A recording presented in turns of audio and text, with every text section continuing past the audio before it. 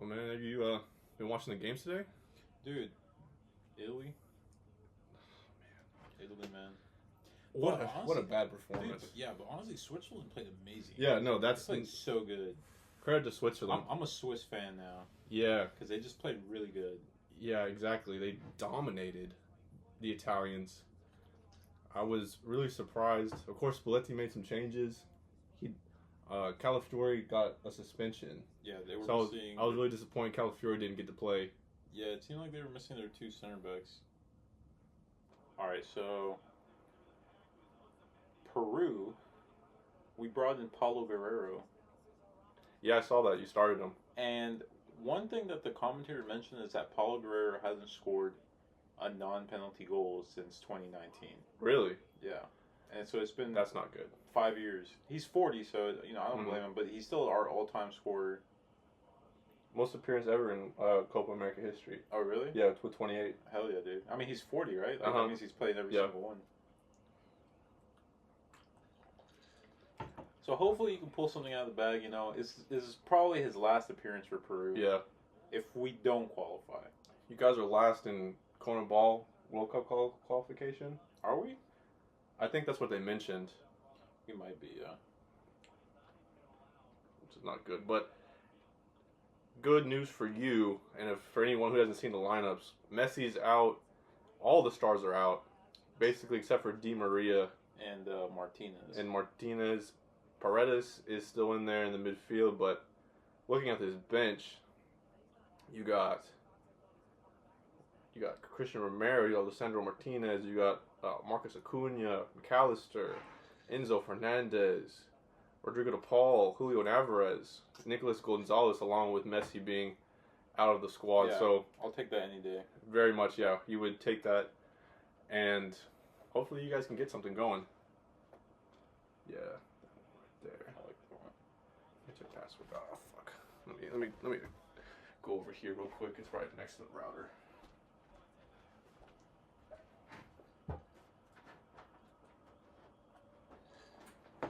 Yeah. So, Switzerland prevailing against Italy. Italy didn't play that well. I noticed that Switzerland were playing really good, not only offensively but defensively. Italy couldn't get a shot on Switzerland at all. On top of that, Germany put in a really good performance. Um, the game was interrupted around the 35th minute due to lightning and rain, heavy rain. It was about like 25 minutes that they didn't play. The game resumed. Halftime came. It was 0-0. Second half, they just turned it up. Right before the half, Neuer made a great save to keep Denmark out. That would have changed the game. Denmark got a goal disallowed due to an offside, marginal offside. Then Germany, shortly after, scored a penalty because of a handball incident. Kai Havertz converted. Kai Havertz then missed a really good chance, which when he kind of just dragged the ball from behind him and ran into open space. He tried to chip the keeper, Schmeichel, and he was just a little too far right. And so, at that point, if you're a Denmark fan, you must have thought, oh, we can still get into this. It was a close call, though. Well, later on, they make a couple substitutions. They take out Gundogan and Heinrich, and they bring in Fulkrug and Emre Can. That kind of opened up a little bit of space, gave Kai Havertz a little more space to run around. And then a great ball from Nico Schlotterbeck, who I've constantly thought is a great center back, and I was surprised he hasn't been starting. Of course, he looked a little like out of practice a little bit. He made one or two mistakes that it wasn't too costly though. Yeah, him and Rudiger look like a great pair together. Yeah, they did. It's the left foot, right foot pairing of center backs that just works really well. But yeah, Nico Schlotterbeck's ball to Jamal Musiala was amazing. All Jamal had to do was just place it, and he did that very well. And after that, they kind of just got rolling. Germany looking like very dominant. and now they're gonna play the winner of Spain and Georgia. So that should be like very exciting. While I think Switzerland's gonna play the winner of Slovakia and England. So it should be interesting to see. More than likely, right? I mean, I'm not saying Slovakia won't beat England because anything can happen, but it will be interesting to see more than likely a Swiss-English quarterfinal. And I do think that the Swiss coming into the form that they are in will better the English. I don't know if it connected really, man. I tried it twice and it said incorrect for whatever reason. Yeah, I didn't. Dang, my bad. It said incorrect password, but I'm not sure.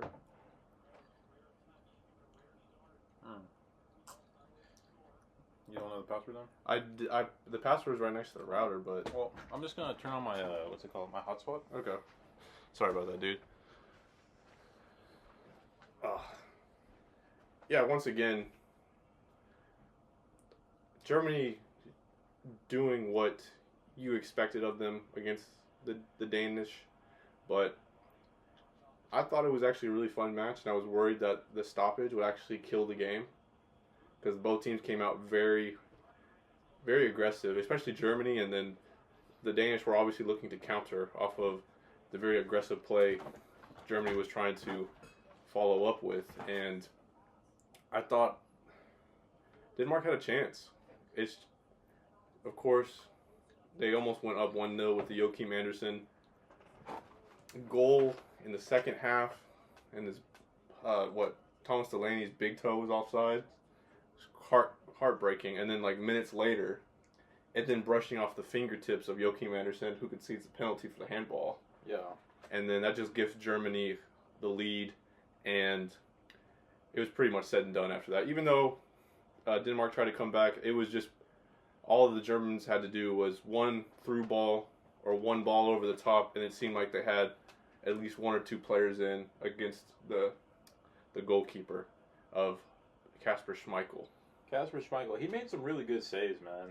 He was on his game today. That first, I mean, it's a penalty, right? Like, penalties, probably one of the hardest things a keeper can save. It's just a direct shot right in front of you. And then the second goal, Jamal Musiala, he just placed that perfectly, like just out of the reach for him. Like, very, very good strike. But yeah, I mean, it wasn't that the Denmark team wasn't good enough. Meaning, like, they didn't create chances or anything. They created chances. It's just that German team was just really good. They played really solid, controlled possession most of the game.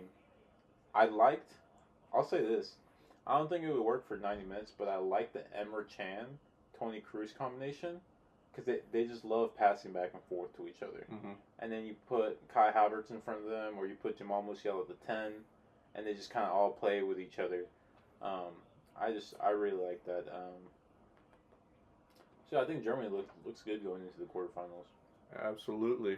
Way better than Italy. I was just so shocked that Italy didn't come out. Of course, I expect them to play kind of scruffy with trying to just make it difficult for the Swiss and then maybe trying to put Chiesa out on the break with somebody to score, but it just fell flat. Like, they didn't do much outside of the Swiss header that off the defender and actually hits the post. Yeah, the deflection. Yeah, and then the Skamaka effort where he tries to stab the ball towards goal after a long ball. Yeah. And then that hits the post as well. That's the only two really quality chances I saw that I thought, okay, the Italians are stepping up, but other than that, nothing. The only one I saw trying to dribble at the players or trying to just cross was Chiesa. Mm-hmm. Chiesa was really, really trying. He's always just kind of had that personality. I used to watch Juventus a lot more, especially back when Ronaldo used to play for them.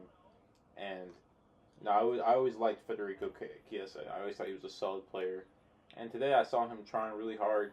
The Italy team just didn't look the same with their starting back line.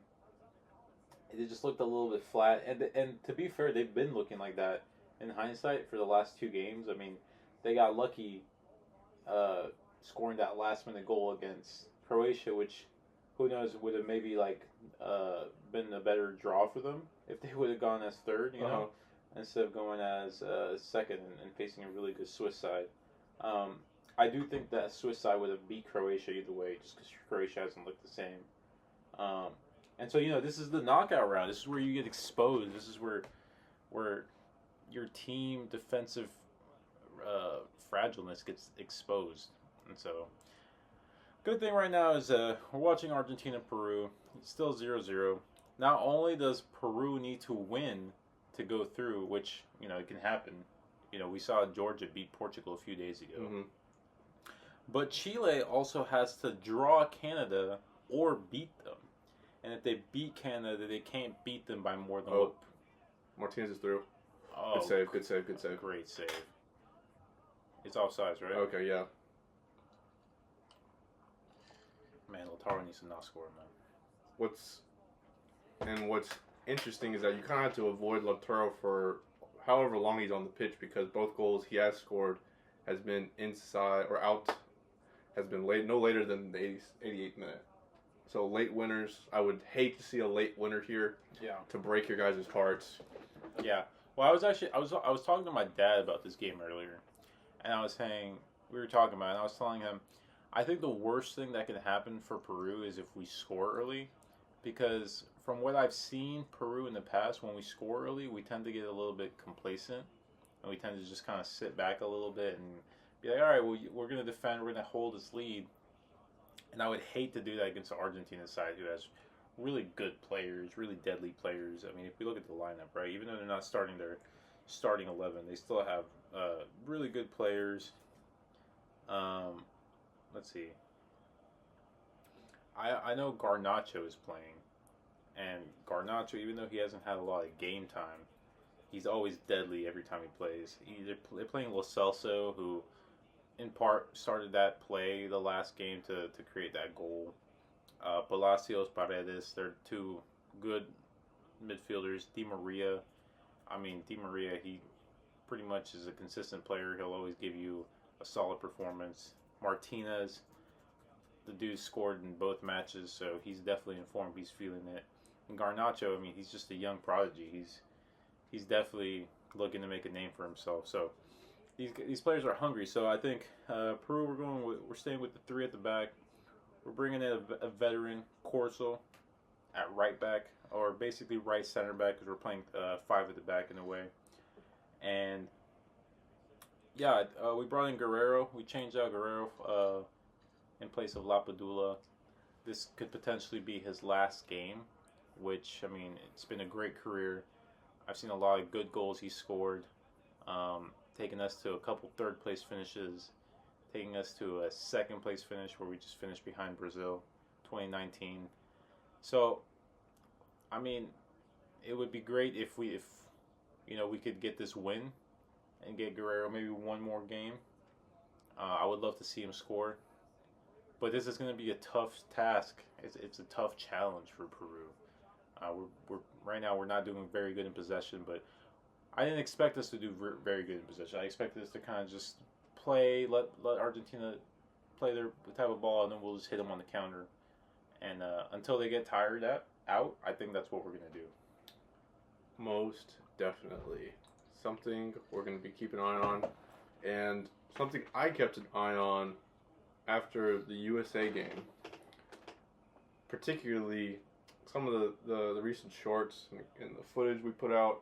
Of course, we had our most successful long-form content with 17 views from the reactions to the first half, which is, that's a record here. Oh, Chile got a red card. Oh, really? That's terrible. That is terrible news. Oh, really? Chile. That is terrible news for Peru. A double yellow for Gabriel Souza. Which, this is the second game in a row where Canada go up a man on a South American team. So, that's really, really not what we wanted to see. They bailed Canada out, basically, because I really wanted to see Canada be tested. That was a good shot by Paredes. Great save. Yeah, that's a good save. Your goalkeeper looks like he is trying to, well, at least he knew when he came into the match, he's like, I'm going to have to be on my game. He's going to have to put up a world-class performance. Great free kick, good save, good rebound. Yeah. Not all the way in the corner, so he had a chance, and then he capitalized on how it wasn't as accurate as you would want it. Yeah. But still a good shot preparation. I was watching like some of the Euro matches. Maybe even the Germany-Denmark game comes to mind. Both teams had terrible free kicks. Toni Kroos and Christian Eriksen hit it straight into the walls. Yeah. So I really want to see like someone take advantage of a set piece like that. And that was a really good finish, or at least an attempt of a finish. Yeah. But that was a good on target goal. But you were saying about the views. But just getting back to a little bit of the recap of the USA Panama match. Did you hear about some of kind of the nasty things that came out after the game? No, what happened? So apparently there was some online racial abuse towards Tim Weah and Florian Balogun on social media. And I guess it was so bad. I didn't go up and look it up because I don't want to, give any attention to that trash. And the U.S. Football Federation came out and, disowned it. Like, really, really disapproving of how our fans reacted. I talked about it on the stream. I think it's absolute trash. We're a mediocre team. I mean, not a mediocre team. We're a mediocre fan base in general when it comes to soccer. So, if you're not going to get behind the players for the full 90, you have no right to abuse them. You can criticize them, but no right to abuse any player on any team like that. It's absolute dog shit that happened, and I'm pretty ashamed that we have a certain population of the fan base willing to do that. It's absolutely disgusting. No, I agree. I guess it was a very volatile match in opinion because I look back at some of the shorts we put out and some of the footage we put out. We were getting a little bit of traction from it, and I was looking at some of the clips I put out. Didn't really get that much traction, which I was kind of not necessarily expecting. I'm not going to get too emotional. We're a small channel. I'm learning. We're analyzing what's going to work, what's not going to work. But I put out, 8 or 10 clips, and I was wondering, man, they got single-digit views. What happened? Yeah. But then I look back to your last clip or short that you posted, which has gotten some really good traction with Greg Berhalter does not know what he's doing. Yeah. And it killed a little bit of our momentum when it comes to the algorithm because it's actually our most controversial short if you didn't look at it. Oh, really? 6 likes, 5 dislikes. Oh, wow. From that short, and it probably, halted our progress a little bit for the algorithm. Nothing wrong with that. I mean, if you don't like our clips, you can easily dislike or unsubscribe. That's fine. You have the right to do that. But seeing that so many people had so much disdain for our take that Greg was not knowing what he's doing. Yeah. And I thought it was a valid point. I don't know. I don't understand why so many people were finding it so controversial. Yeah. I mean, I would say that Greg not knowing what he's doing is probably not the most accurate representation of Greg.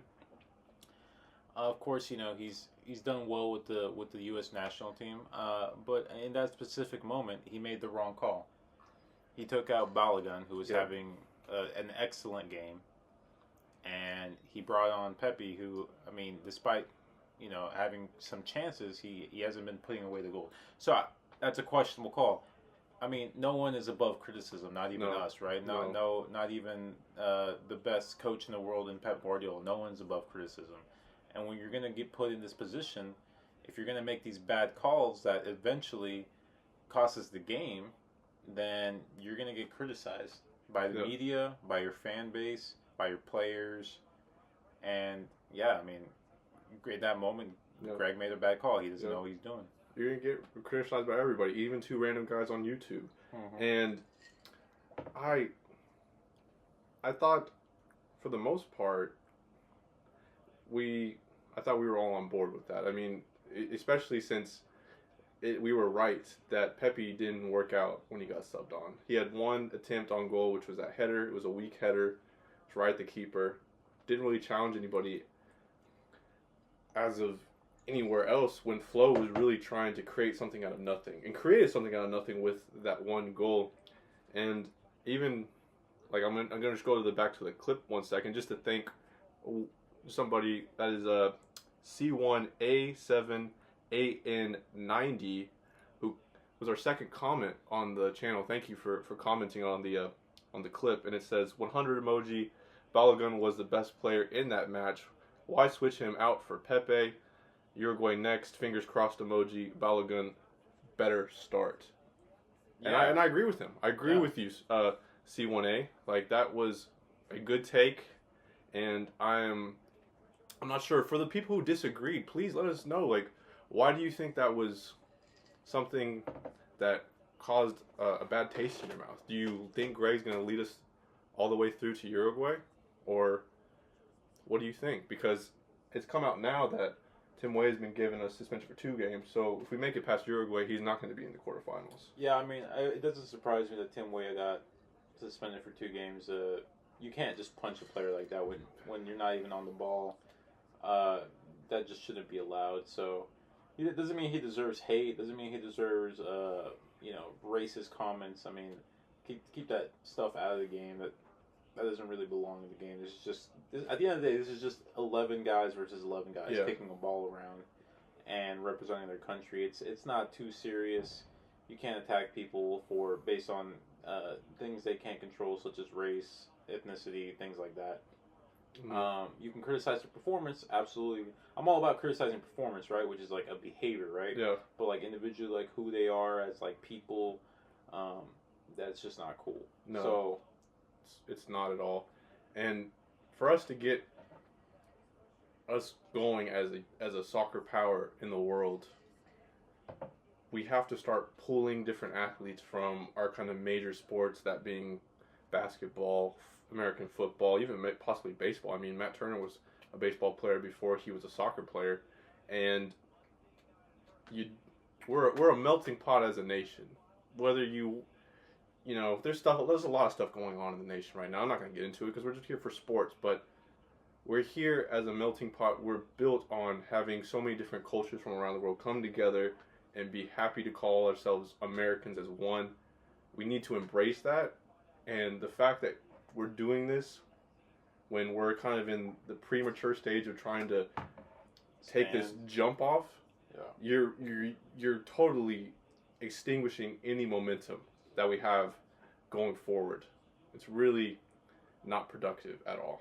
Yeah, I mean, this has been a big stance in soccer, football for a few years now. The biggest one I can recall is in 2020, since those riots around the world. We've just been saying no to racism. That's why for a while, like all the soccer matches, they were taking a knee before kickoff. So yeah, it's not cool. But besides that, we are left in a very tough spot, facing a Uruguay side who looks absolutely deadly. Yes, absolutely deadly and hungry. Yeah. And from what I've heard, the rumors suggest that Uruguay is going to play their strongest lineup. Marcelo, you absolute dog. You absolute dog, Marcelo. And, I mean, your bet hit Uruguay, Bolivia, over 2.5 goals. That was, I mean, they left it late a little bit, but that was a good bet. The onslaught started to come. And poor Bolivia, I mean, there's just no chance against Uruguayan players having absolutely no mercy. Yes. Dang it, Marcelo. Why? Why are you going to be so ruthless to us? I guess he just doesn't care. He doesn't. Now thinking back at it, yeah, that's a man that's going to just be ruthless. He sits on a cooler the whole game and just analyzes your team and breaks it down. Sometimes he squats on his knees. He doesn't even use the cooler. Oh, really? He just sits there analyzing you. I'm gonna get these dudes. And us missing a key wide player coming in. I mean, I think if we can't hold them to a draw. No. We have to. Well, if we hold them to a draw, we have to rely on Bolivia beating Panama, or at least drawing, because right now, as goal difference stands, we have the advantage. But do I want to rely on Bolivia to get us through? No. I mean, Bolivia hasn't looked the best quality Bolivia's team. out. Yeah. And so what motivation do they have to get a result from this match? Maybe just pride, but it's tough. It's really tough situation. We don't want to be going into the third match day and having this uphill battle to qualify. Yeah, Bolivia is out because they lost the first game, what, 2-1 to us or 2-0? 2-0, so it's a negative 7 goal difference, 0 points. So they have to score, they have to beat Panama 9-0. Yeah, 9-0, and they have to hope that, well, not even, because yeah, they have to beat Panama around like 9-0. Yeah. And they have to hope the USA loses like at least 3-0. Mm-hmm. And then they can qualify. So they're pretty much out. I mean, unless Panama somehow gets 2 red cards, and then Bolivia just has a day at them. But more than likely, probably not going to happen. Of course, red cards can change the makeup of games. Well, we'll see, man. All we can do is hope. And maybe Marcelo Bielsa will change his mind. Yeah. Sooner the game day, maybe he'll be like, oh, well, you know what? We just beat this team 5-0. We're pretty much going to finish first. Let's play some of these second team players. Let them get some form in. Let them get some experience. And maybe USA can capitalize on that. Yeah. It is nearing the 38th, 39th minute of Argentina-Peru. Not much going on for both sides. I mean, of course, Argentina had the majority of the possession with 80% to 20, but not really threatening. No, I mean, I kind of see. I kind of see Peru is playing the game that I was saying, that we're going to let Argentina do their passing. We're going to let them exhaust themselves. As we can see, they're not really attacking. They're not really pressing forward too much right now. They're in no rush. They don't have anything to play for necessarily. I think when Peru really starts playing, it's going to be that second half. I think first half is just about surviving, and we just got to make sure we don't get scored on. Yeah. I think if we come into that second half scoreless, not getting scored on with a clean sheet, I think we have a very good chance of winning this game. Yeah. And that's all we need. I think Chile, slipped up a little bit, getting this red card. Still 0-0. Did they take off anybody? Can you check real quick? They make any tactical changes? Yeah, they took off Dario Osorio and brought on Thomas Galdemas. Okay. So let's look at who got the red card. So the red card, if we look, was received by their left back. So they're gonna bring in a like player. It's a left back for a left back. Yeah, left back for a left back. So of course they're covering their bases. They're making sure they're defensively sound. And so we'll just keep an eye on that game while we're cheering for Peru over here. Peru, I think it's the first time I've seen them in Argentina's final third. Mm-hmm. We have a throw in here at the 39th minute. And missed opportunity. But, I mean, of course, hopefully down the line we can hopefully grow this channel and have some ability to go out and do different styles of content instead of being this talking head scenario where we're sitting in my bedroom watching the game. It would have been so fun to be out there. Miami, Florida. Yeah. Of course, it's hot as hell out there, but it would have been so fun to be at this match right now. Yeah. All Peru needs is a goal.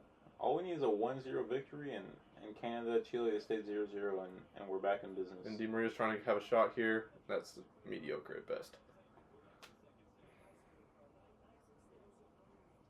Good move, yep. The nerds right now are saying nothing's going on. With Argentina with 0.1 XG and Peru having 0.03 XG. Of course, that is the nerds just saying it. Of course, anything can happen. You can't necessarily predict everything by stats, but that can give you kind of a picture of what's going on in this first half. Not much, a lot of possession, and then hopefully we can get something going right here on this left-hand side. Ooh, good little move. Come on. Back to the left back. Yeah. Okay, come on. Oh! He should have gone for a cutback right there. I don't know. But he's got it back once again on this left-hand side. Cross coming in. Great. So Alfonso Davis just got a yellow card at the Canada-Chile game. Yeah. So maybe that can turn into something later on. But yeah. for now, it's still 0-0. There's oh man, Fossati sweating his ass off right now. It's hot. Maybe a bad move, Fossati, to have all white shirt. Let's see where they're at. They're in Florida, right? Miami, Florida. And it's probably super. It's in the Hard Rock Stadium. It's right now. They showed before kickoff. It's 86 with 70% humidity, so around feeling like the 90s. Wow, so he's sweating for sure. There's a chance for rain too. Not as bad as Germany, Denmark for a stoppage, but hopefully a rain will kind of slick up the surface and we can see some faster play going on. Yeah, definitely.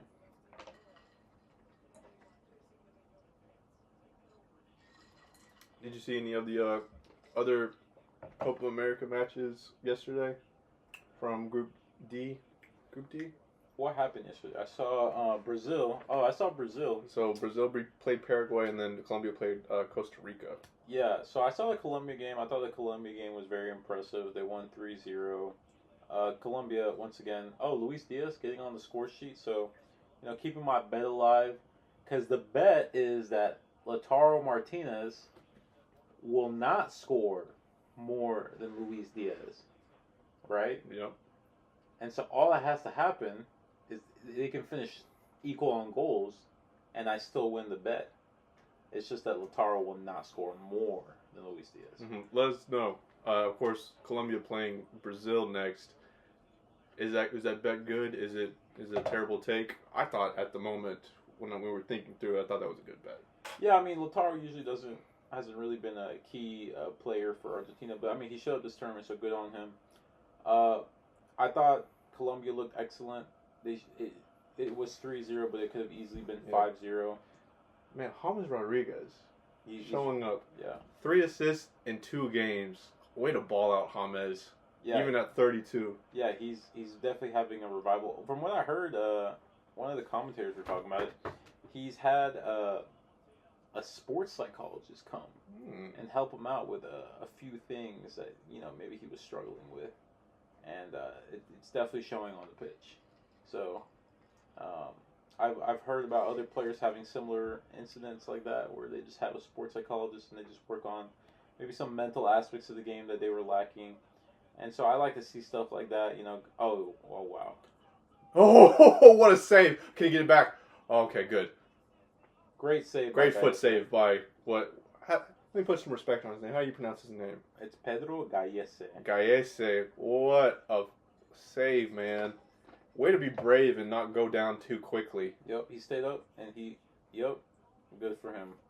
He anticipated it. Mm-hmm. He's always been a super chill goalkeeper. And to be fair, that was not a good strike. Yeah. Right down the middle, but still good on him for not diving too early. I think as a personality type, you either want like a madman in goal, or you want a super chill guy. Yeah, I think those are the two, and we have the two extremes on the pitch right now. We have the super chill Pedro Gallese and the madman and Emiliano Martinez. Yeah, very much so. Man, only one shot for you guys right now. That's fine. It's still early. It's still just the first half. Mm-hmm. You guys have any yellows going out? Because you have 9 fouls, but I think you guys have fouled pretty well. I don't think there's no bookings quite. Well, I take that back. I take back 2. Oh, Guerrero bookings. has a booking. Who else has a booking? Cartagena in the midfield. Okay. Well, like I said, our goal, I think, from what it seems like and how we're playing, is that we just don't want to get scored on first half. Second half, we can reevaluate. We can kind of be like, okay, this is what we need to do. We need to go all out for it right now. It's now or never. If we get a goal right here, even better. Oh, that would have been before halftime. Whip one in. Come on. Still got to throw in. About 35-ish seconds before half. And Chile, Canada, still 0-0. Good. All right. Four extra minutes. So maybe Chile can regroup a little bit at halftime and kind of say, hey, can we make it happen? Can we get a 1-0 victory against Canada? Because if they get a 1-0 victory against Canada, they're going through. Chile? Okay. Yeah. So it's interesting how this group is playing out. I think that's going to be half right here. It hasn't been too exciting of a first half, but it's a good result for Peru. We're still in it. Yeah. I think you should go into the half more happy than Argentina. Yeah. We'll look at halftime and we'll see that Chile got a red card, and it's gonna make us clench our buttholes a little bit. Make us go, oh, now we really got to go and win this because we can't rely on Chile. So yeah. Entertain the people real quick. I'm gonna go empty the tank before the second half.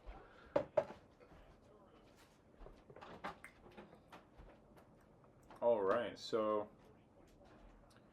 a couple other games that we have to look forward to tomorrow. We have round of 16 for the Euros again. We got England playing Slovakia. England not looking too good, coming in a little bit, from what their fan base has said, a little bit disappointing. They finished with 5 points in their group, got 1 victory and 2 draws. A lot of criticism coming towards Southgate, and is it deserved? Maybe. It will definitely be deserved if they fail to beat Slovakia tomorrow, which I'm sure Slovakia is a great side. I mean, they've definitely made it through this part of the Euros, but I think it's clear to say that England is the favorites. And then later on, we have what I feel will be a more exciting game in Spain and Georgia. Georgia, they looked pretty good against Portugal. They were creating chances. They were adventurous. They were risking. And then they played really good defense once they went 2-0 up. Spain, on the other hand, have had a really good group stage. They've won their 3 matches. They've looked dominant at times. They beat what now was revealed to be not the best Italy side. Definitely not the same Italy side that won the Euro last time.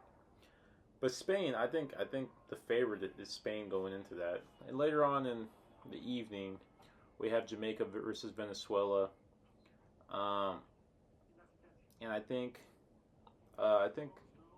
Venezuela and Jamaica. I think Venezuela is on a good form. They've won their last 2 games. They beat Ecuador. Of course, Ecuador got a red card that first match. They beat Mexico. Mexico missing a penalty, surprisingly, missing it pretty bad too. And I just think Venezuela qualifying no matter what. I think that they're still gonna beat that Jamaica side because I think Jamaica might be out if I'm correct. Yeah, so Jamaica would have to beat Venezuela 3-0. Actually, no. Jamaica's out no matter what. Yeah. Because no matter what, one of Ecuador or Mexico is going to get a point at least, if not 3 points. So Jamaica's out. They have nothing to play for. Venezuela's going to qualify no matter what. So it's just tomorrow the best game to really watch, the one to keep your eye on, is Mexico-Ecuador. And I think that one's going to be a tough game. Because Mexico and Ecuador are going to be going at it. Because the winner of that is going to go through. And if they draw, Ecuador goes through. So Mexico really has to go all for it. Let us know in the comments, as I try to put this out before the game, is Enter Valencia back, or is he still gone because of that red card against Venezuela? Because that would be a huge boost for the Ecuadorians, getting back one of their main strike forces forwards from at least the last couple major European competitions. Where does he play for? He plays for Ecuador. He plays. It doesn't say that he's suspended, so he should be back. Okay, so Enter Valencia back. Good stuff. It's a crazy stat. Were you just talking about the Swiss and the Italians? Yeah. What about it? I wish I would have known this stat beforehand, and this is actually a good thing for any of you betting people out there. But Switzerland, I wish I would have known this, man. Switzerland and France are the only 2 teams to advance past the round of 16 for the past 6 major world international competitions. So it includes World Cup, Euros. You're talking about advancing to the round of 16? Advancing past the round of 16, so going to the quarters. They've advanced to the quarterfinals at least for You every. said Switzerland and France? France are the only two teams. I don't think Switzerland can be in that. They are. That's what they. No, but Switzerland lost against Portugal in the World Cup. Remember they lost 5-1, or it was either 5-1 or 6-1. Okay. Yeah. I'm thinking about. I mean, they had the graphic up there, and that's what the Yeah. stat was. I'm not. They said 6 major European competitions. I feel like in the Euros probably, because I remember last Euros they beat France. Yeah. They might with. But not the World Cup, because they lost to Portugal. Mm-hmm. But that's, I mean, still, I mean, even if it's just the Euros, that's still impressive. Yeah. So interesting. But if you are going to be a betting man on July the 1st against France and Belgium, I think you had to go with France right now, just based off that stat, and then the run of play as well. And for the Swiss, man, we look at this bracket now. They're more. The way we called the bracket, of course, go back and look at our knockout predictions if you want to. It's called the most inaccurate Euro predictions. I think you said accurate. I changed it later. Okay, good. Because I was just saying, I was like, that's cap, bro. That's not accurate. It was just based off our opinions, but I changed it later. Good. I'm glad you did. So, I mean, based off what we've seen, they're going to be playing either England or Slovakia. I think we're thinking England getting just the edge out of that game, and then if the way we think it goes, they might meet Austria in the semis. So, not the most like threatening of matchups, because England haven't been playing that great. I think they probably could think they could get a result against the English, and then the Austrians. I think out of those 4, you don't want to play the Dutch. And Yeah, I think but you I would mean, rather but Austria has like Of course. a mental edge over the Dutch since they just beat them. Yeah, no, of course. That's why I think. Yeah. That's why we picked the Austrians beating the Dutch in the quarters. Yeah. But I'm thinking if they advance to the semis, Swiss Austrian. they might fancy their chances. Yeah, Swiss Austrian semifinals would be amazing. Because it's kind of a little bit of a intercontinental rivalry. They kind of sit kind of close together in Europe. I'm not sure if there's any like rivalry like saying from like Chile or Peru per se, but some bragging rights to be said there. So they're only like a few hundred miles away from each other. Yeah, that should be an interesting matchup. England play tomorrow, so we'll know for sure who who Switzerland is going to play. And Spain play tomorrow, so we'll know who Germany's going to play. And so we'll have a clearer picture tomorrow. I think the bigger upset tomorrow would be if Georgia beats Spain. Because if Slovakia beat England, I can be like, all right, I could see it. Yeah. I can see it happening. But if Georgia beats Spain, man, that's a big deal. Especially with Spain having like a really good side at the moment. They're really really deep. They have a lot of depth in that squad, and they're all playing very well. Yeah, I think that would be one of the bigger upsets in European Championship history. Did you see the debate on Thursday? I did. Did you watch part of it? I watched the whole thing, but I mainly like halfway through it, I kind of was just listening to it. I just was scrolling on my phone. Yeah. It was rather interesting. Dude, I was watching this video earlier that was comparing how 10 years they gave Trump. I know. This is a very this is a pro-Biden ad we're watching right now. That's so funny. Anyway, that's so funny. Like, have you ever seen that ad? No, I haven't. It has some dude with a Hispanic accent commentating, so they're targeting right now. Yeah, they're targeting. They know who their audience is. Yeah. Anyway, no, I thought the debate was interesting. I thought it was especially funny when they started talking shit about their golfing abilities. Yeah. And it was the most old man talk, like, you can't carry your bag the whole time. Mm-hmm. It's like, dude, he's a rich guy. Why the fuck would he carry his Exactly. bag? He has a caddy, man. He's the fucking president. Or just put it in the back of a golf cart. Yeah, or that. Like, even I do that, man. I'm not carrying my bag all the time. Exactly. I don't think Biden is carrying his bag either. Like, he's the president, dude. Like, he's a fucking 80-year-old man. Like, come on. Just the faces Biden was making. Yeah. Every time Trump made a statement, he was like... He's like...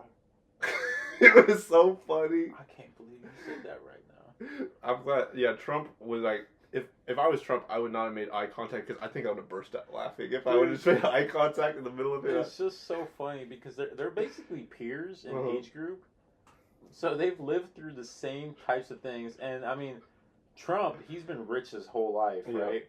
And I don't know about Biden's upbringing, but he's been rich the majority of his adult life, being a politician.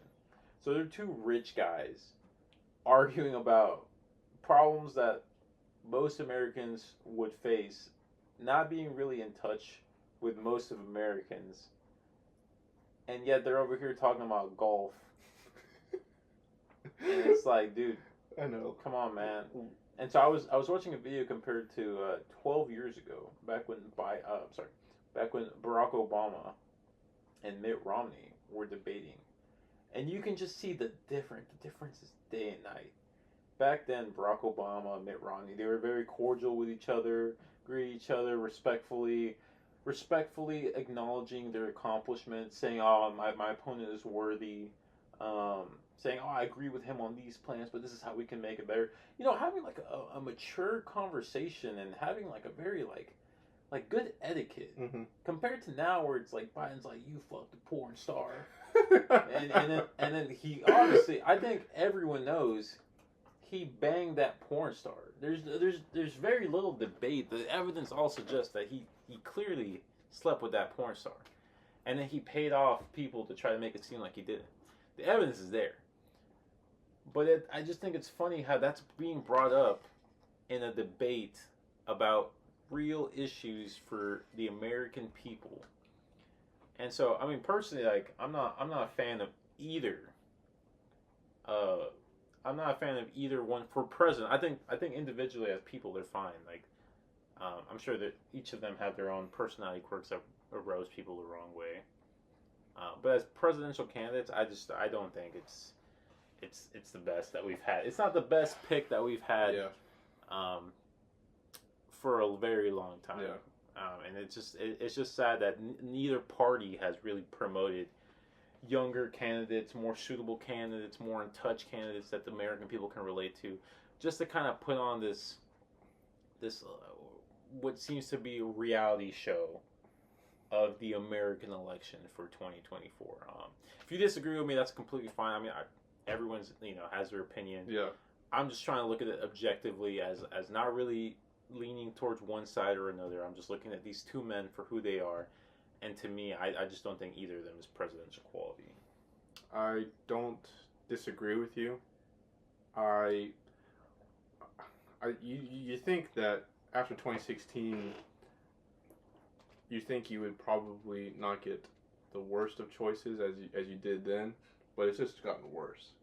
Back to 2020 with, of course, this rematch they have now. Back to 2024 here, it sucks because we have to decide between two candidates that are not ideal.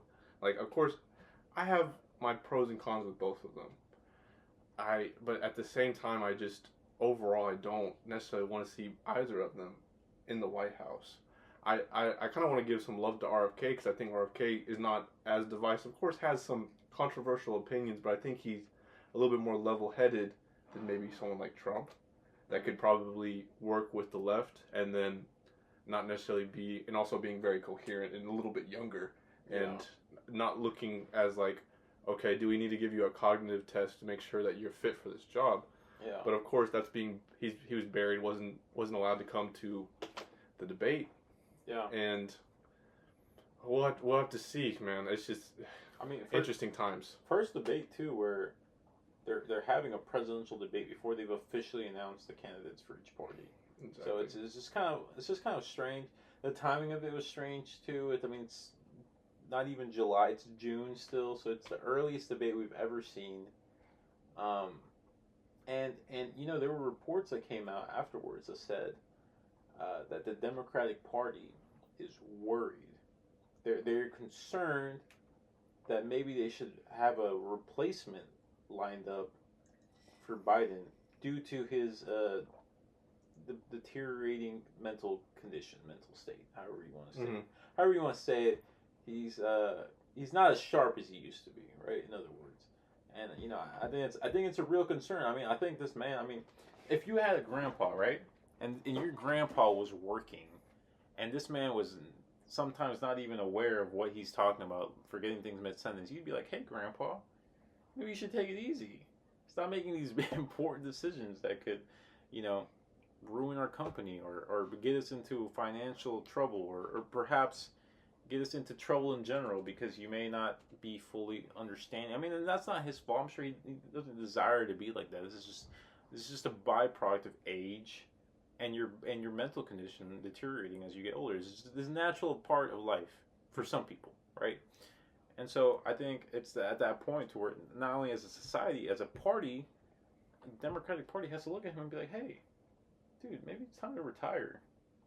I mean, you had one presidential term, and your body just can't handle the second presidential term.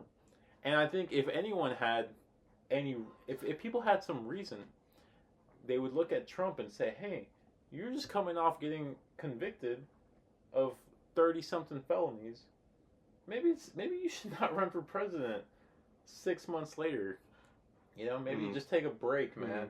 You already got elected. Both of them already got elected. I think it's time for some new people to come in and spread their ideologies and have a little more connection with the American people. I know you diehard Trump fans are going to be upset with that, but you know, he's also up there in age. Yes. If he gets elected, he's going to be what? He's 82 right now or something? Yeah. He's going to be 86 by the time he's done or something like that. Yeah. So, I mean, yeah, that's pretty old. Yeah. I would necessarily admit I've come around to Trump a little bit more than I have, say, at 2016, 2020. That's just because we've kind of entered this state where we kind of have to settle for that.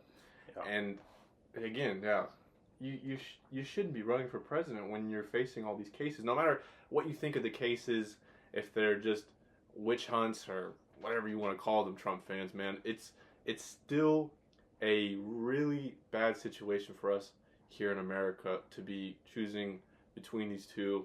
And no matter what side you're on, let's more than just let's unite. I think that's one of the biggest things. Like, we can lose hope in leaders, but let's not lose hope in the future. That's what we have to rely on, because if we don't, you know, chaos can erupt. I don't like this division that we have in the nation as Argentina and Peru about to kick off. Maybe we can switch to a lighter topic. You know, kind of have more of an intellectual conversation while we're a little buzzed, but yeah, let us know, guys. I mean, of course, we're thinking about starting a second channel with a little bit more topics that are off the topic of sports and soccer. But again, let's unite, guys. Let's not let our political opinions stop us from understanding that we are all Americans. We're all just trying to make sure that we have a better place for not only ourselves, but our children and the generations to come. And let's not get into a civil war. Exactly. It's at the end of the day, we're all trying to pick policies and a presidential candidate that can benefit all of us. And I think that's what it should be. And it's not always like that. And, you know, it's fine if you have a difference of opinion with us. I mean, that's the great part about America, right? Exactly. Like, we can all have difference in opinion and still go to work the next day and say, hey, how you doing? So, we're kicking off the second half. Peru's made one change, and it's an interesting change. We took off Cartagena. He got a yellow card, so I think that may have factored into it. We bring on a young central midfielder who plays for Gil Vicente, a pretty decent. Oh wow! Oh no! Come on! Dang it! I think it might have been offsides. Come on! And Argentina have just scored for what it seems to be an opening goal of the match. That's 3 games I've watched today with a goal being scored within the first 3 minutes after half. That's very sloppy. Yeah, it's not the best. Is he off? Come on, be off. Be offsides. Be offsides. Be offsides. I think he might just be on. He's just on, I think. I think he might just be on. Yep, he's on. And it's because of our left back right there. He wasn't fully aware of the situation. Great finish. I'll have to give it to him. And so we're off to a terrible second half. Terrible second half. Argentina have just scored. It's Lautaro Martinez. Not looking good for my side bet either. But yeah, I mean, if there was one guy you had to mark, it was him. Yeah. He's the guy in form. He's the man in form. Yeah. Great pass by I think Di Maria. This is a nice little chip shot. You know. So we have a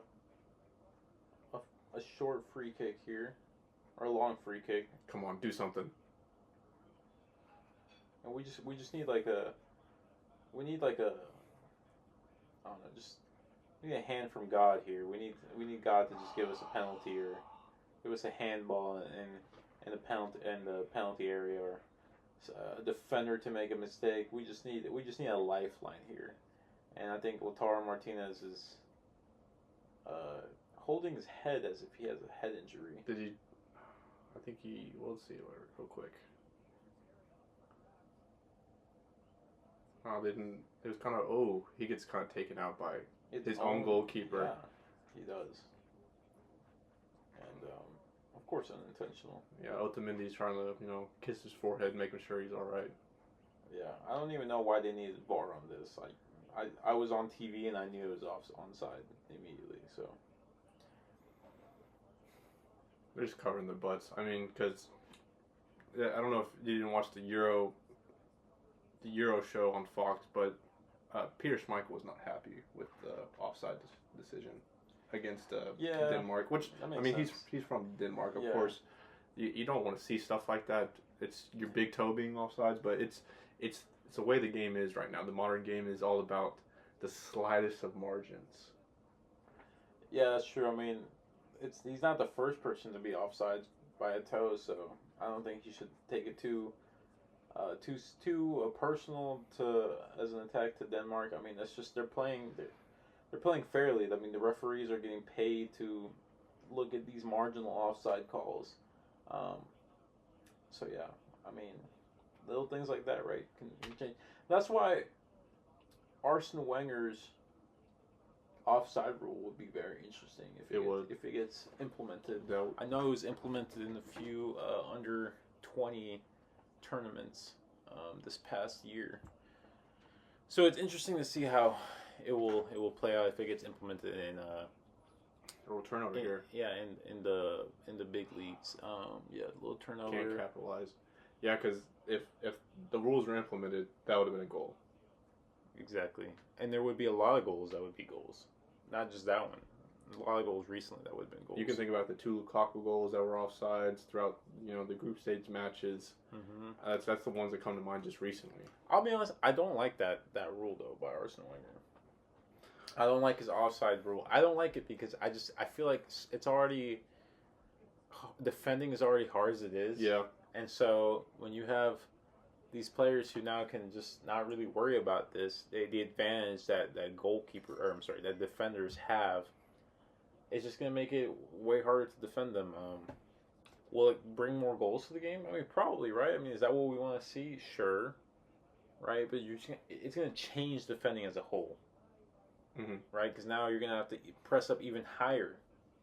You're like, okay, I need this guy to not even be on my line. I need him to be behind me. Because now his whole body has to be behind me. Mm-hmm. So it's going to, and then that's a risk. Because if you step up and he's still on you, right? He's still on your line.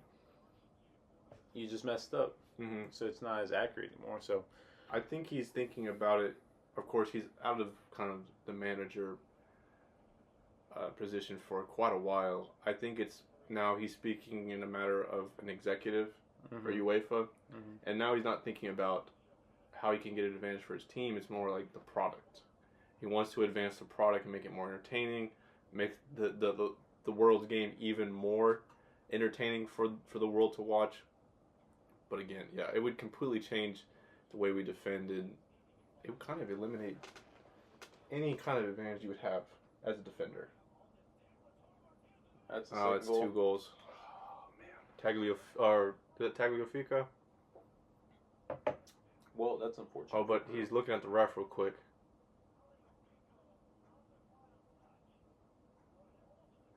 Oh, it's a foul. Disallowed. A break for the Peruvians.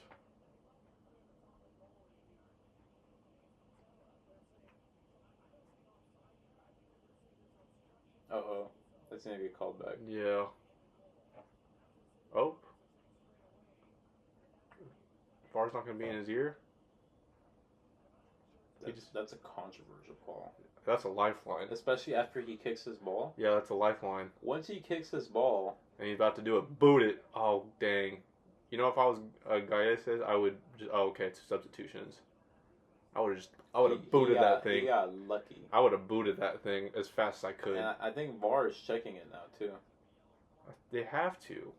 VAR is checking this goal as we speak. Paulo Guerrero... Great career. Potentially one of his last games for... Potentially one of his last... I think he might come back for a friendly. But probably his last competitive game. Unless he plans to stick around for the qualifiers. But yeah. Paulo, you've had a good career. If you hang it up after this, I don't blame you. Yeah. And actually, no VAR. Mm-hmm.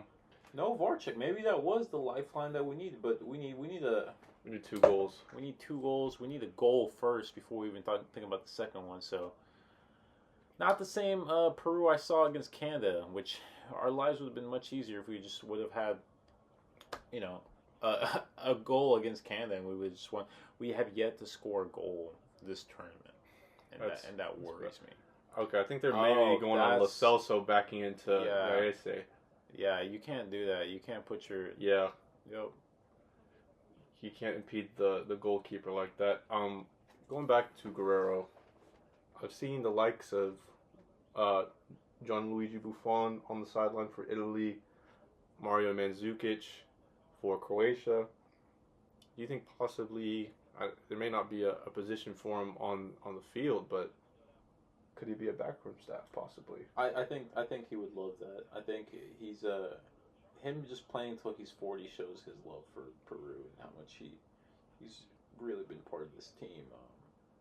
And I mean, I'm not even sure he has a club right now. Let me just double check that, because to just come and play with us without any club I mean, he's playing at Universidad Cesar Vallejo, which is in the Peruvian league, of course.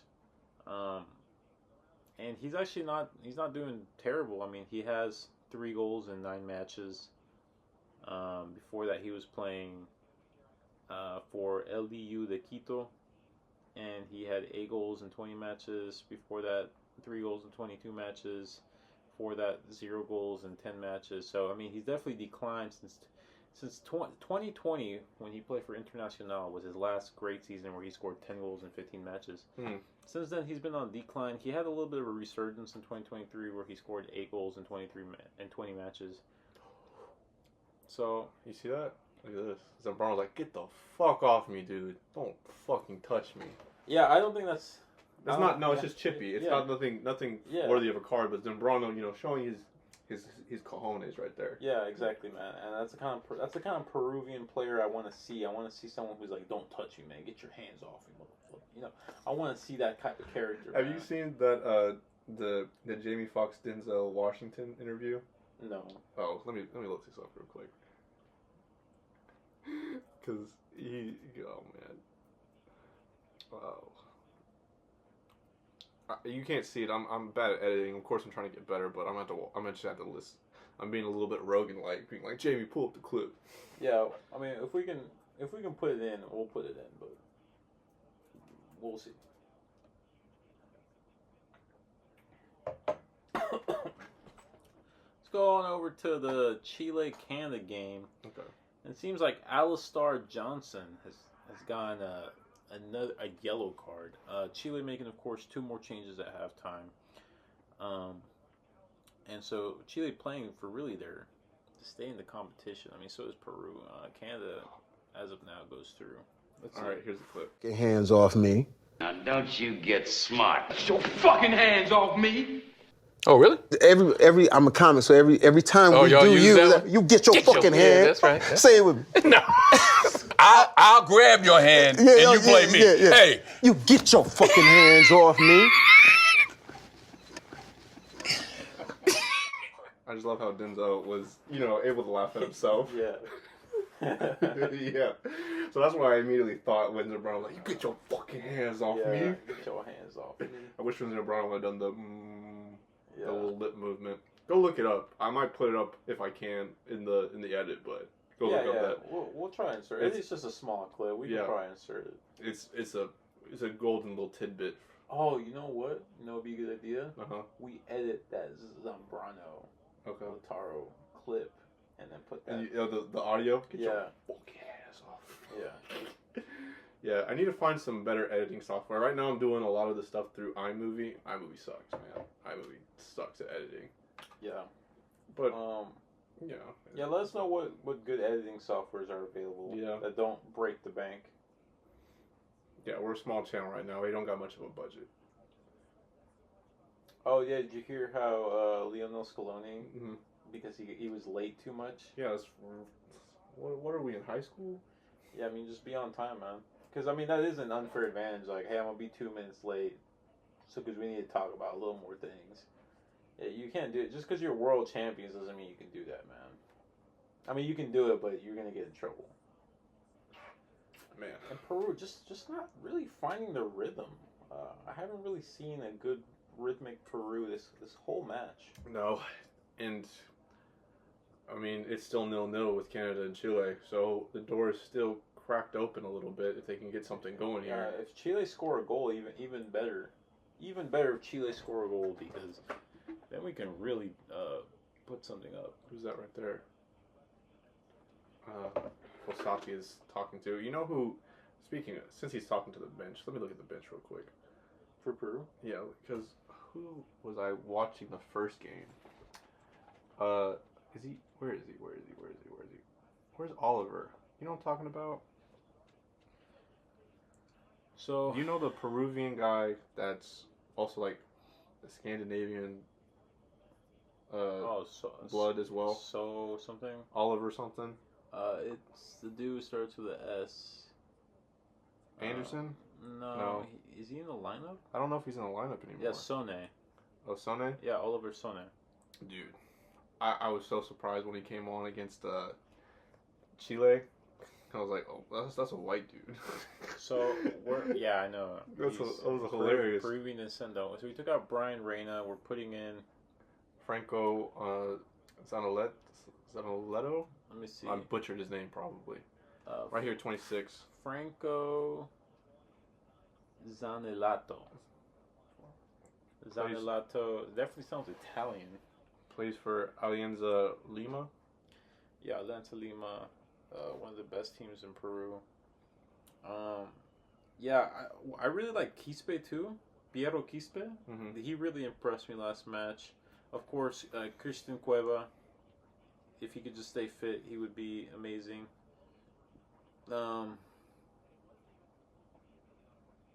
Christian Cueva does he not exist, man? Every time I click on him, it just takes me to a different guy. I don't know. Christian Cueva. Did you know? Oh, I see what's going on. They have different players' pictures for different players. So the Foot Mob. Get your stuff together. We're a big fan of you guys, but you know that's an area you guys need to get yourself sorted with. Yeah, that's funny. All right. So still 1-0, 25 minutes to play plus whatever they choose to add, which at this point doesn't seem like much. Maybe like 2 minutes. Argentina also looking to change things up. Bringing on some subs. And they got some studs on the bench. That's what I'm scared of. They do. Peru, Peru, man. The Peru I saw play against Canada was amazing. Probably one of the best Peruvian teams I've seen. One of the best Peruvian performances I've seen. Not the same caliber when it comes to playing against Argentina. We needed a Peru-like performance like when we beat Brazil in 2019. When we beat Brazil in 2019, it was literally the last match. Oh, okay. And that's what made us go through. So let's see if we can pull it off again. Oh, but he's not bringing on. At least I don't know who 15 is. 15 is. Let's take a look at it. Who's 15? That's Nicolas Gonzalez actually. And he's taking off Garnacho. Garnacho hasn't really done anything this whole match. I haven't seen Garnacho. He's been quiet. He's been very quiet. I like Garnacho, but I haven't really seen him too much. And Nicolas Gonzalez plays for Fiorentina, a club we've talked about before. Lost 2 Europa League conference finals in a row. So He's brought in Enzo Fernandez as well. Oh, really? Yes, in the midfield. So Lo Celso's going off as well. Enzo, welcome back, man. Welcome back to the starting lineup. I know, Enzo, you've been struggling. Wait, it's not... Is it the same Enzo that plays for Chelsea? Yes, you're correct. Yeah, okay. So, yeah, Enzo, I know you've been missing MIA at Chelsea. I know it's a tough club to be at, but... Hey, man, when you were at your peak, you were amazing. So I want to see you get back to that. You know, they're probably going to shut up shot. Ooh, Wow. That's the best effort they've had. That was surprisingly really great shot on target by Lopez. Lopez, I want to keep seeing shit like that, man. It's a shame it didn't go out for a corner. Emi did well to parry it away and then collect it. It did. Oh, wait, it did. Okay, never mind. Yeah, went out for a corner. Yeah. Speaking of Chelsea, as this corner gets set up, man, if that would have gone in, that vibe would have changed, man. We just need something to go in, and that vibe's gonna change. Such a vibe. Speaking of Chelsea, what? They've been, the most active club in the transfer window as of now, but I think they're probably going to shut up shop pretty quickly because I was wondering why they were trying to be so frantic and quick with their transfers so early on in the summer. But I just realized after watching a Fabrizio Romano clip. Who is that for? Number 5. Is that Paredes. Okay. Dude, it's because he just unnecessarily pushed him, man. Oh, it's off the ball. Wow. Hey, that's a pen. That's a pen in my opinion. I guess that's why I was wondering, is that a pin? I know, because it's not in the box necessarily, but still, man, hey, Perez. He avoided one. Perez, I would love for you to get another yellow, man. Please keep talking shit. So again, wondering why they're being so frantic. I thought maybe that's just a transfer Saturday, but actually tomorrow is the deadline for FFP for the past 3 years, before FFP investigates your financials for the past 3 years. So to anyone who's wondering that as well, Mario's already there? Yeah, Mario's right there. I told him to get there at 8:30 to Okay. save us a good seat. That's good. I mean, 20 more minutes, and then we're right next to it. Yeah, he just said you guys better not lag. Of course, we're gonna be late, but I mean, no, I told him. Yeah, exactly. I told him we're gonna be there around 9, so because I worked out with him earlier this morning. So, yeah, that's it's anybody who's wondering, trying to get a bunch of business done before they won't get disallowed for they ban the extended contracts, and to trying to make sure they don't get hit by FFP. As Argentina on a break here. It's terrible. Okay, good block. Great good block. defending. Good block right there. And off of him too, so it's not. What? This ref, man. Bro, what? This ref. You don't give a penalty for the other side, but you give a penalty there? Ref, what are you talking about? Let's take a look at it again. Oh, dude, that's the elbow. Ref. Speculative at best. I mean, yes, it's by the letter of the law, maybe. He had no option. He was falling. Who falls like this? I know, it's just, and I can get it if it was near the forearm. That's not near a hand. It hits his body. Okay, now it's getting chippy. This ref is not doing well at game management. Well, I mean, it's sad to say, but I think that might be game. Unless VAR appeal, I guess there's no, because by the letter of the law, it is a handball. It's again, what are you supposed to do when you slide down like that? You're obviously gonna have You're gonna go out. I mean, no one slides like this. No one does that. You're gonna offset your weight by putting your hands up, and it hit his body first, and then went up on the arm. So, all we can do is hope that they score this, or that they block this shot. Come on, guys, say. Lapaduro is not happy. Of course, because he got fouled out on the other side. I would be pissed too. Yeah, what happened there? He got very openly pushed off the ball. Mm-hmm. Penalty check. Okay. Of course, I've never seen that before, really. Like someone fouling a player. Paredes? No, I've never seen. fuck Paredes, bro. Dude, if Paredes this starts scores, a disdain bro, for Paredes. If Paredes scores this, man. I think you're probably gonna have a disdain for him the rest of his career. Yeah, I have the same type of disdain towards Eduardo Vargas from Chile. Yeah. Because he scored 2 goals against us and knocked us out. Come on. Look at those beautiful blue eyes, though. Yeah. Because he has fucking German or Italian blood in him. Probably Italian if his name is Paredes. Something like that. Come on. Come on, guy, I say. Come on. Alright, guys, come on, just... He doesn't look that confident. I'm looking in his eyes right now. He doesn't. He doesn't. He looks a little... Come weird. on. Yes! Off the bar? Yeah. That's a lifeline. That is... Bro, we are getting lifelines out the ass. So please, Peru, take this as a sign from God and score. A sign from Allah. Wow. Oh, hey, we're going to have to redo the penalty. Your foot was off the line. Oh, no. Come on. No, he goes the wrong way, but... Yeah, inches. Inches away. Hey, that's crazy. You called it. Yeah. You said he doesn't look too confident, and then he missed. You watch the game for a while. You watch enough penalty shootouts. You gotta look in the man's eyes, and if you have that gut feeling, I've been known to like go with that gut feeling. If you have that, if you see that slight glance of doubt in the guy's eyes, then 9 times out of 10 it's what happens. Did you see it in Lucas Paqueta's eyes yesterday? I didn't actually watch the penalty from Paqueta. I turned it on right before the second half when Vinny was chirping the Paraguay players and he scored. What like do justice right there? What do you mean? Like the Paraguay player was being chippy towards Vinny. Vinny was like not obviously happy, and then he scored. He's like, "What now, dude? What now?" I mean, dude, that just summarizes Vinny's career. Like people, I mean, to be fair, Vinny's a shit talker. Yeah, he is. Vinny's a shit talker. Vinny talks shit. Like Vinny's not innocent. I mean, he doesn't deserve. I'm not saying he deserves that racial backlash that has been given to him. No. But he's a shit talker. So if you're gonna talk some shit, you're gonna get shit talked back to you, man. Mm-hmm. So, Vinny. But I mean, the good thing is Vinny always proves his haters wrong, man. What? A few fights got canceled? Let's look that up. What fights got canceled? Man, this 303, man. Can you check what fights? Yeah. I see you have it, like, pulled up already. Yeah, we should maybe even discuss it just a little bit.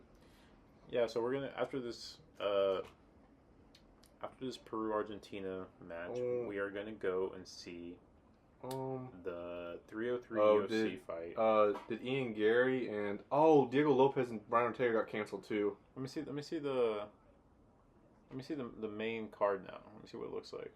So it's just Alex Pereira, Diego Lopez, Dan Ige, Anthony Smith, and Roman. So really, it's just the. Well, there was. It's just this main card now, right? Like the main event. And then I don't see Ian Gary versus Michael Page. Oh wow. That was another one, and I was actually interested to see that because you seen Ian Gary's like kind of controversy with Strickland. Tell me about it. So, Ian Gary, 26-year-old Irish guy, I believe. Talented fighter. I'm not gonna deny it. Talented fighter. He has an undefeated record right now. I forget what the exact record is, but he has some controversy because he's now has a fiance or wife that was involved with another fighter. I forget who it was. She's obviously very controversial. She actually wrote a book about how to be like how to like trap a major athlete to get the money. It's a joke book. I'm not criticizing her. She wrote it as a joke, but she did. Yeah, okay. She did. She's a controversial person to say the least, and Sean Strickland has come out because there was rumors that she was actually going back and forth between Ian Gary and her ex-husband or ex-fiance or boyfriend, whatever it is. Yeah.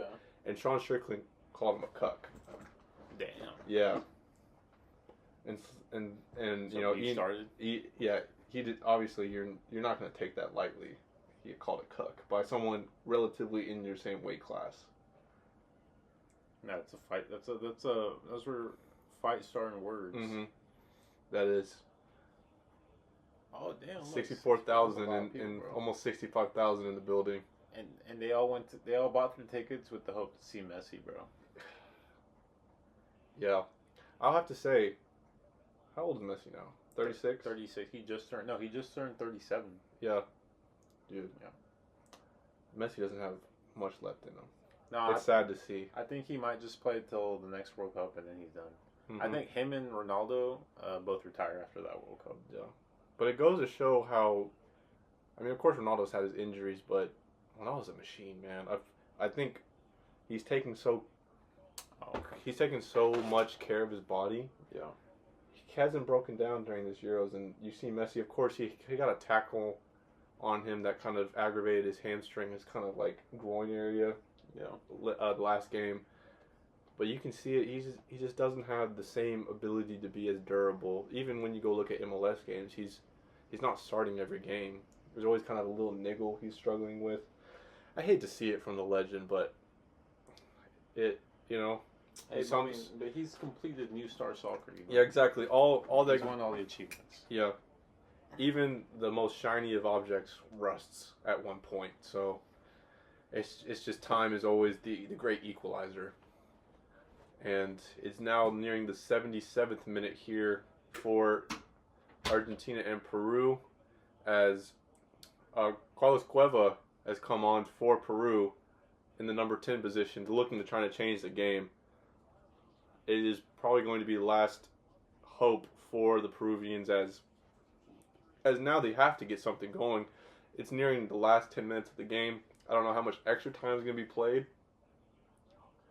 but there definitely needs to be something. Oh, I'm sorry. No, you know what? That made no sense. Fox, get your stuff together, because they said Lopez was subbed on for Cueva, but it's actually the other way around.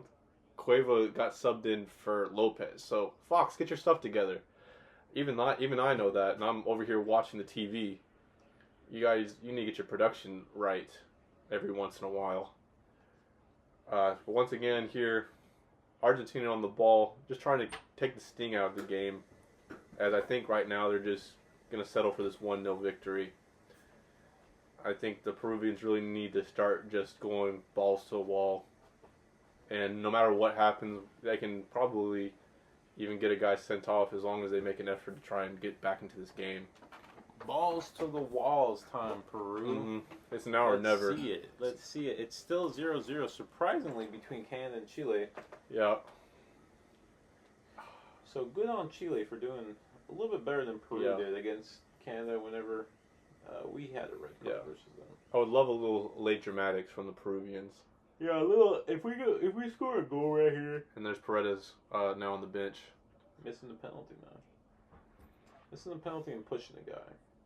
Not a good look for you, Perez. Yeah, man. If I can just see a Chile goal, and I can see a Peruvian goal, then I would love that, because. You, as it stands though, I think you were right with the table as it sets up. From our initial. That's what we predicted. Yeah. I obviously put Peru in third, but you said Peru's finishing bottom. Yeah. As a Peruvian fan, so that's very good on you. Very realistic take, and so far it's working out. I hope it doesn't, but we'll see, man. It's very accurate for you. Yeah, we'll see. It's up to us. I mean, it's not just this game. It's the last two games that we didn't capitalize on our chances. Even though we played a great tournament, as it stands, we're about to get knocked out of this tournament, not scoring a single goal, which is on paper shameful. Very shameful. Not scoring a single goal in 3 matches. As is going on right now, you want to give some predictions for 303? Do you have? I mean, other than the main card, I don't think there's. I think I'm gonna bet like $100 on Alex Pereira. That's not a bad idea. Yeah, I think I'm just gonna, because I don't, man, unless Alex Pereira comes and I heard he might have an injury or something, but I mean, he fought with a broken toe against Jamal Hill. Yeah, so I mean that's not gonna stop him. No, Poetan, man, Shama, like He's taking every opportunity because he's up there in age. Did you see what Yuri Prohashka said about Alex Pereira before this fight? No, what do you say? He was saying that Alex Pereira doesn't fight clean because he'll do spiritual rituals before the fight, and that will cause like spirits to assist him. And then he said, "For once, I just want to have a clean fight, a clear fight with you. No, so don't do the little spiritual things that you do, like the spiritual dance and stuff that you do before." What? Yeah, he said don't do the rituals that you do before the fight because you'll have unfair advantage or something along those lines. I swear he said that. I don't know. Crazy. I didn't hear him say this. This is what has been reported of him saying. So this is like hearsay of hearsay. Yeah, I'm not attacking you, but that's crazy. That's like asking a Christian fighter, hey, don't pray to your God, or even like a Muslim fighter, don't pray to your God before you fight because that's unfair, man. If you have the power of God behind you, that's totally unfair. Everybody has the freedom to do whatever they want. Yeah, I thought it was just silly. I was like, that's so silly. That's such a silly excuse. Yeah. For you getting your ass beat by just a physically dominant guy. Yeah. An absolute like beast of a guy. Poatan, don't listen to that shit. No, don't do that. Just do what you gotta do. I want to see the.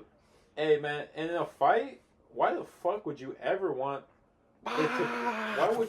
Why would you want a fight to be fair? Exactly. Like you don't want to get knocked out. No. You want to go in there and fucking win, even if it's by the slightest margins. You have some. If you have like a mental edge, that's perfect, man. So I don't understand what Yuri was trying to say by that. Yuri, please defend your face because the last few fights I've seen, you just have your hands down, man. Yeah. That's not healthy versus a guy like Alex Pereira. Someone's getting knocked out. And I'm thinking it's Yuri once again getting his face in the dirt. Yeah. It's because Alex Pereira doesn't talk too much in the media. Of course, he has interviews with certain people he likes, but he keeps very quiet. Oh. But this is a very petty man. He listened to Jamal Hill's trash talk before the fight. This guy keeps tabs on you.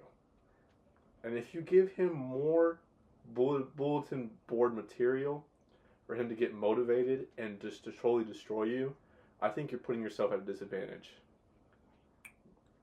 So let's look at his last few fights, right? First fight in the UFC, knockout.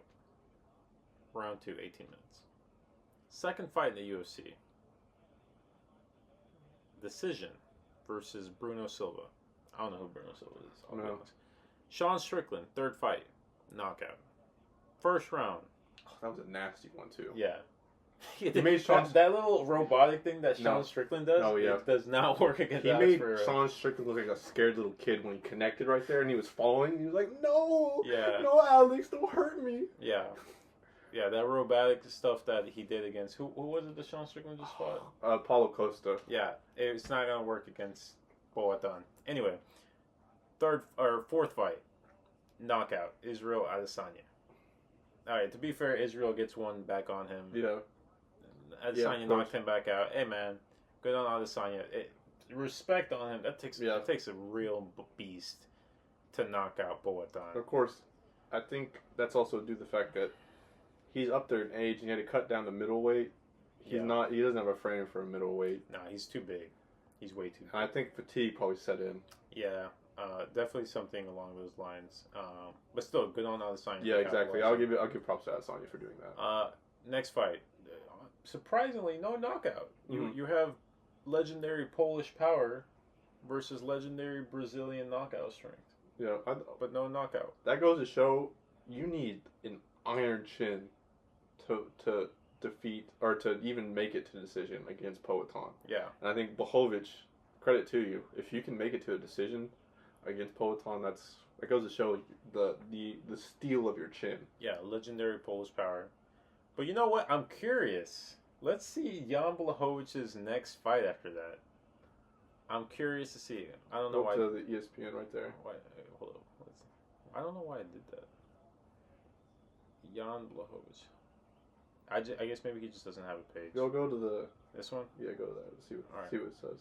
Jan Blachowicz. So his last fight... Last fight was Pereira. Oh, okay. So we'll have to see what the... Oh, that's another goal. And that's game. That's game. Oh, dang it. My bet's Dude, not gonna 4-1 hit. now. My bet's not going to hit. Dang. And Lautaro Martinez, I will always have a disdain for you now.